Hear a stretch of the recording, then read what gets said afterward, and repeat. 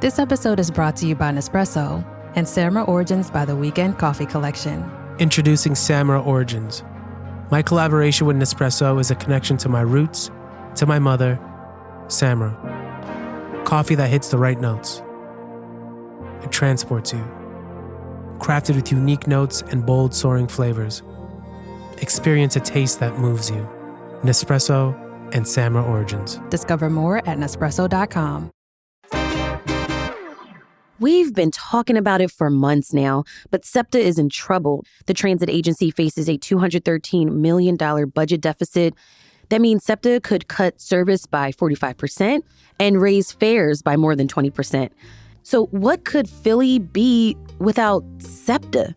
It's Monday, June 16th. I'm Trenae Nuri, and this is what Philly's talking about now.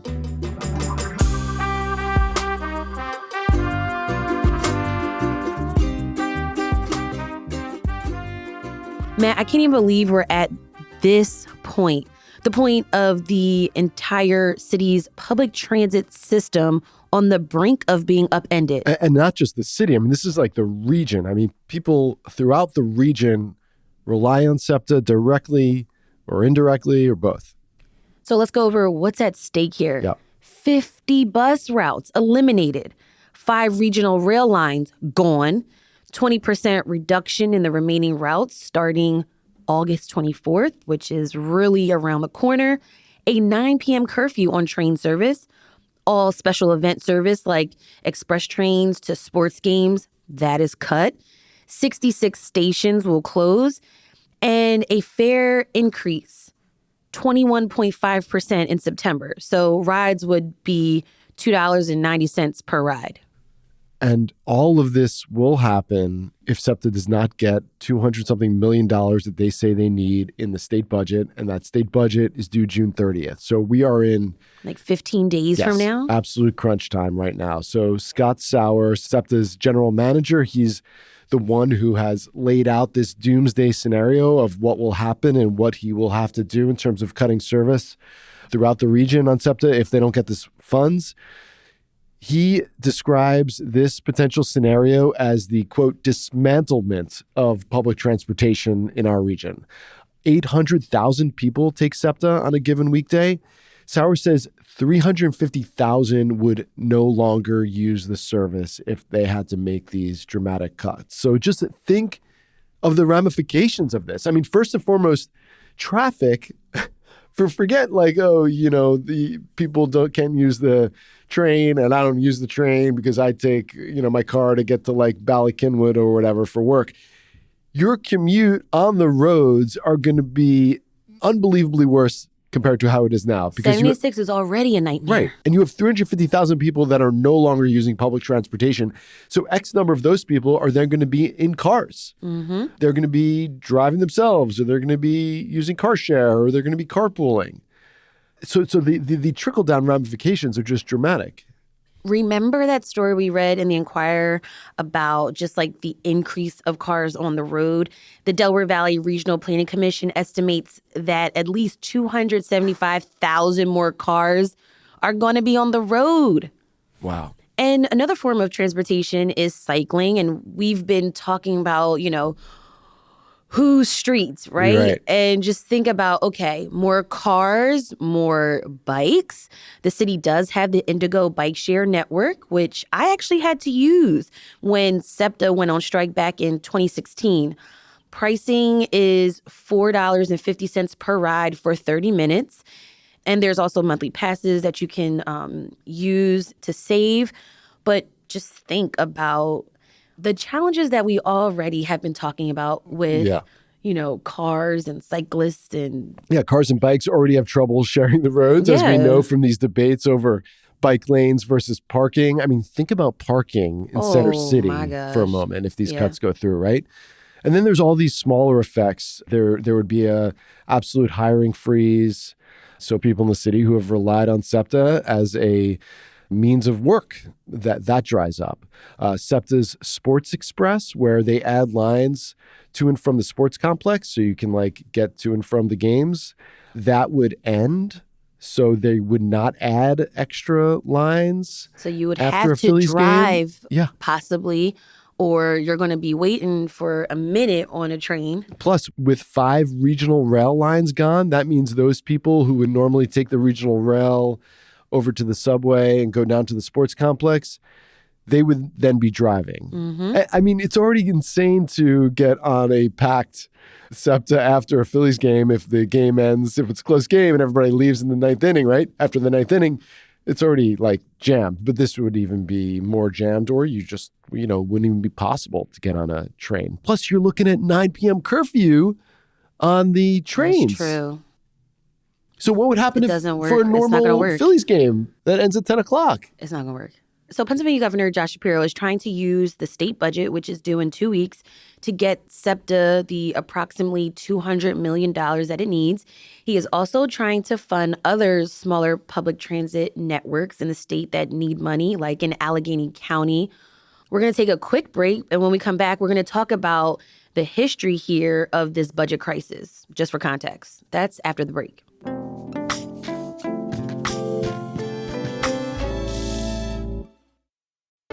Hey, CityCast Philly listeners. If you're thinking about getting a new car, now is the time, and Jeff D'Ambrosio is the place. With all the talk about tariffs and rising prices, Jeff is going all out this June with employee pricing, Jeff's exclusive discounts, and zero tariff impact on any vehicle in stock. You can save up to $15,000 on a brand new Jeep, Ram, or Dodge, and drive with monthly payments as low as $199. He's the #1 Jeep and Ram dealer in the Mid-Atlantic, with the biggest inventory and a customer service experience that's second to none. You'll be welcomed by a friendly team, and even Jeff himself stops by to offer honest advice. Whether it's a Jeep Grand Cherokee, Ram 1500, Dodge Charger EV, or a luxury Alfa Romeo, Jeff D has it all. Check it out at gojeffauto.com. Then head to Jeff D'Ambrosio Auto Group, the #1 destination in Downingtown. Nobody treats you better. Nobody saves you more.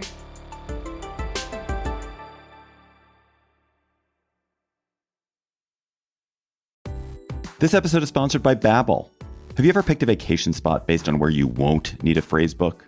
With Babbel, the language barrier no longer has to hold you back. You can start speaking a new language with confidence thanks to Babbel's conversation-based techniques, which quickly teach you useful words and phrases about the things you actually talk about in the real world.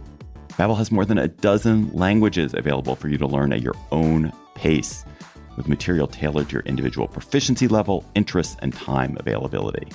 I'm David Plotz, CEO of CityCast, and I've been learning Spanish with Babbel. What I really love about learning Spanish with Babbel is that it works with me where I am. The app and the website keep track of what I've learned. They help me review what I probably forgot from last time, and always is keeping me engaged with a new challenge based on actual conversations I might have in Spain or Mexico or Colombia, especially food conversations, because I love food conversations. So get talking with Babbel. I want you to learn another language, so I'm teaming up with Babbel to give you 55% off subscriptions, but only for CityCast listeners at babbel.com/CityCast. Get up to 55% off at babbel.com/CityCast. Spelled BABBEL.com/CityCast. Babbel.com/CityCast. Rules and restrictions may apply. So our newsletter editor, Siani Colon, wrote a great history of the SEPTA financial crisis on our website. That's at philly.citycast.fm. The Southeastern Pennsylvania Transportation Compact was signed in 1961, and this basically consolidated the private rail lines that were in the region. SEPTA then was created in 1964, but for decades, SEPTA relied on unpredictable funding that primarily came from the state or federal government. So in 2013, Republican Governor Tom Corbett signs a law that funds infrastructure projects throughout Pennsylvania. This includes public transit. And while that helped SEPTA, particularly getting through like maintenance upgrades that had been delayed for so many years, the law expired after 10 years and then was not renewed by the state legislature. So then this regular funding stream dried up. So SEPTA got by in the interim with a $634 million bailout during the pandemic. That's when revenue plummeted because ridership plummeted. They got an additional $252 million in federal aid. So that staved off potential service cuts and layoffs. But now all that money is gone. Last year, then, Governor Josh Shapiro rerouted $153 million in federal highway funding in order to avoid cuts. And that halted the fare increases that were expected if they didn't get the money, but it was totally just a temporary fix. And then SEPTA also, at the same time, scrapped a 50-cent discount for key card users, and that was in order to save money and make the system solvent just for that year. So that prevented the crisis for a year, but here we are now. And Pennsylvania Republicans have not been sold on this idea of dedicated state aid for public transportation in perpetuity. They want a guaranteed funding source, like a tax on so-called skill games, the video game consoles. Like those casino games at Exactly. the gas stations. Right.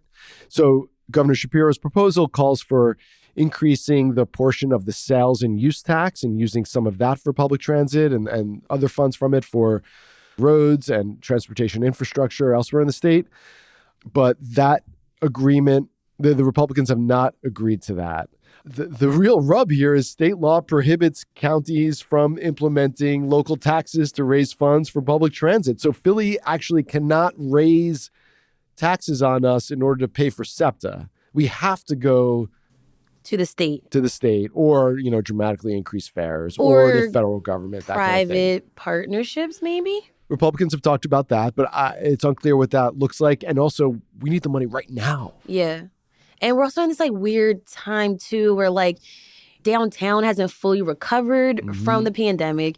So, and the way in which people work has changed. So you don't have to go to the office Monday through Friday. You can go 3 days, maybe 4 days. Right. Yeah, the politics are this. The Republicans control the state Senate, which is where this is really held up. Democrats control the state House. So they're in line with the governor on this. They want to get the money to SEPTA. Here's Speaker of the House Joanna McClinton from Philly. This is at a recent rally in Harrisburg talking about the potential ramifications of this cut.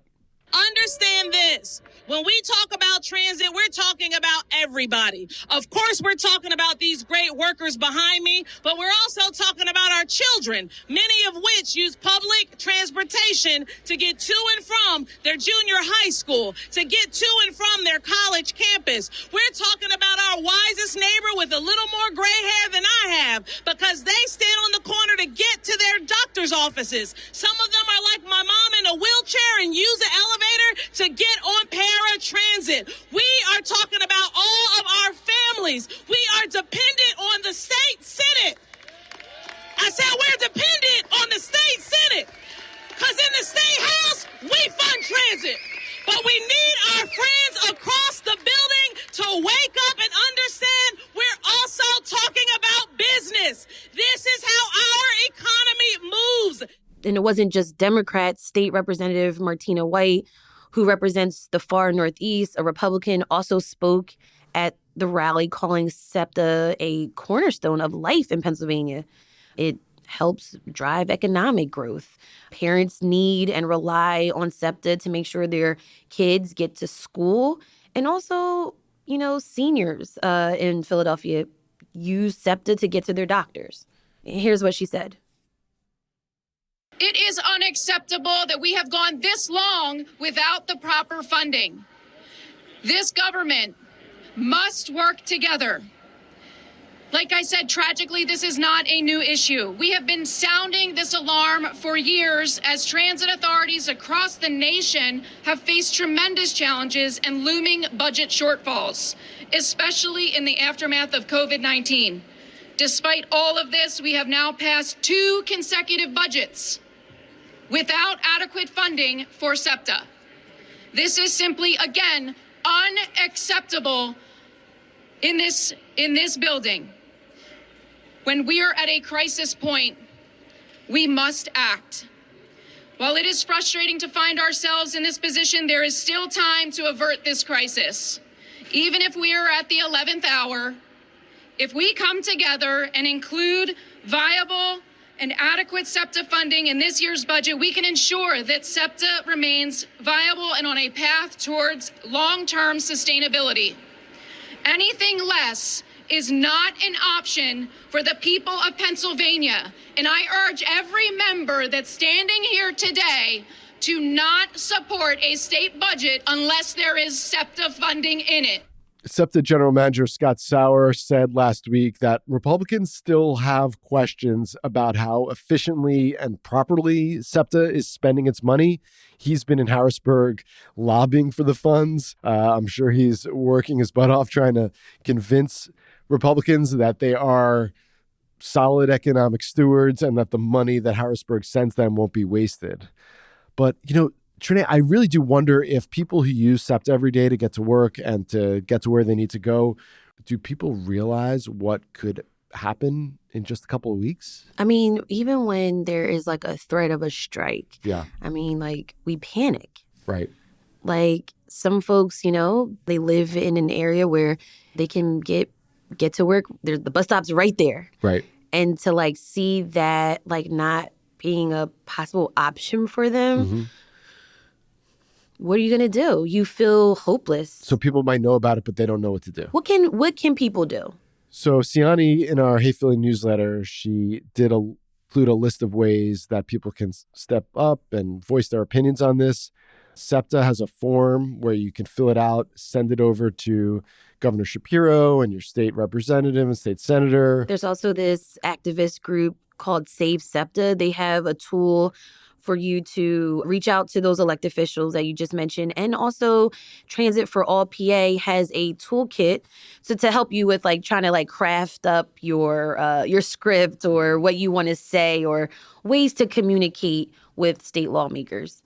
And on June 21st from 11 to 2, Fishtown Neighbors Association, East Kensington Neighbors Association, Old Richmond Civic Association are having a day of action at the Frankfurt Brewing Company. And they're using this opportunity to phone bank and write letters to elected officials. So it sounds like what you're saying, state lawmakers, SEPTA, and Philadelphians are all trying to figure out how to keep SEPTA sustainable, up and running. But it's not just a SEPTA Philly regional issue. This also impacts other transit systems in the state. Oh, yeah. And transit systems all over the country are actually having funding issues. Chicago is one of them. So, we're not alone here in facing these sort of financial challenges, but the ramifications in this, which is considered the biggest, poorest city in the country, might be more dire than anywhere else. Pittsburgh Regional Transit is also at risk of some severe cuts to their transit system. Yeah, they're asking the state, as part of this whole deal, they would also get funds if Shapiro is able to get this through. So I guess we all got our fingers crossed. Yeah, we'll keep updating folks in the newsletter and on the podcast about what's going on with all this. Great to talk to you, Matt. You too, Trenae.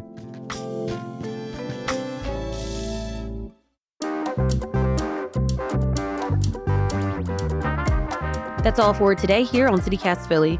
Let us know what you think about this SEPTA funding crisis. Hit me up at 215-259-8170. Also, share this episode with a friend who relies on SEPTA. What are they doing? What are they planning to do if SEPTA has cuts? Hit us up at 215-259-8170. Leave a text or a voicemail, and we'll try to get it onto the show. Be sure to sign up for our morning newsletter, Hey Philly. We'll keep you up to date on any developments in this story and what else Philly's talking about. We'll be back tomorrow morning with more news from around the city. Bye.